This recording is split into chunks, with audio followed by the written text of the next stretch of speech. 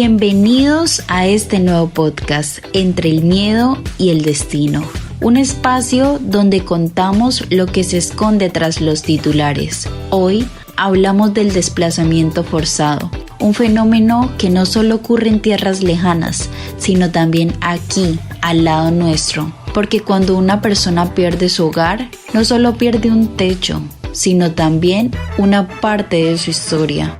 Para comprender mejor el tema, es necesario saber que el desplazamiento forzado hace referencia al abandono involuntario del lugar de residencia por parte de personas o comunidades, debido a la violencia, a los conflictos armados, a las amenazas, a los despojos de tierras, a los megaproyectos o a las violaciones graves a los derechos humanos.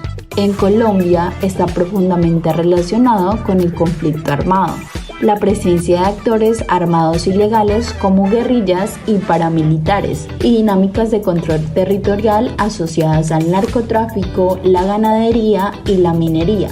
La Comisión de la Verdad indica que el desplazamiento afectó a poblaciones urbanas, intermedias y rurales, incluyendo capitales como Bogotá, Medellín y Santa Marta, además de pueblos pequeños en regiones como el Golfo de Urabá o los Montes de María. La legislación en Colombia, como la Ley 387 de 1997, ha permitido reconocer este fenómeno como una violación grave de los derechos fundamentales.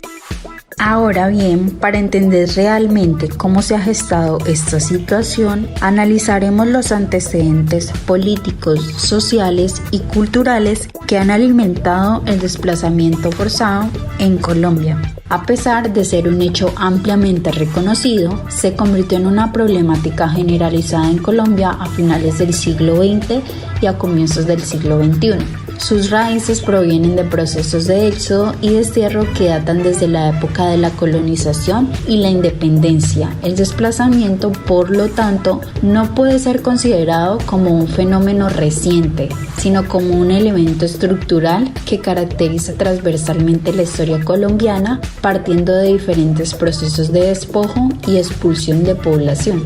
Desde el punto de vista político, el conflicto armado interno ha sido uno de los principales detonantes. La presencia de actores armados ilegales como guerrillas, paramilitares y grupos criminales ha generado una dinámica de violencia sistemática que utiliza a la población civil como blanco estratégico. Las masacres, los asesinatos selectivos, el reclutamiento forzado, las amenazas y otras formas de violencia son empleadas como tácticas para el control territorial y social. En cuanto al aspecto social, la debilidad del Estado se refleja en políticas públicas mal direccionadas, procesos de reparación de víctimas inestables y una alta tasa de necesidades básicas insatisfechas. Esto ha generado condiciones de vulnerabilidad en las que la población afectada no solo es desplazada, sino también revictimizada por la falta de garantías de protección y atención integral. Finalmente, desde una perspectiva cultural, la discriminación estructural hacia las comunidades indígenas, afrodescendientes y campesinas ha agravado la invisibilización de los efectos reales del desplazamiento forzado. Estas poblaciones suelen habitar en territorios codiciados por su valor estratégico y son históricamente marginadas del acceso a los derechos fundamentales, lo cual incrementa su exposición a la violencia y al despojo. A partir de esta perspectiva cultural es posible identificar a las poblaciones más vulnerables debido a su ubicación geográfica, a sus condiciones socioeconómicas o a su pertenencia étnica. Dentro de ellas encontramos a las comunidades rurales y campesinas, a los pueblos indígenas y a las comunidades afrodescendientes, a los habitantes de zonas urbanas marginales, a las mujeres, niños y personas mayores, y por último a los líderes sociales y a los defensores de derechos humanos.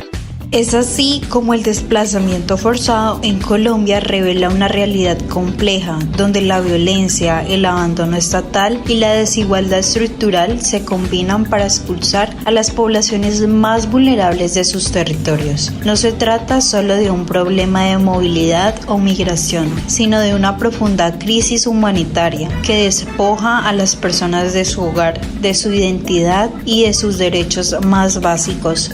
Reconocer a las víctimas, entender las causas y visibilizar sus historias es el primer paso para construir una sociedad más justa y consciente de su propio pasado. Gracias por llegar hasta aquí, comparte y no olvides darle like.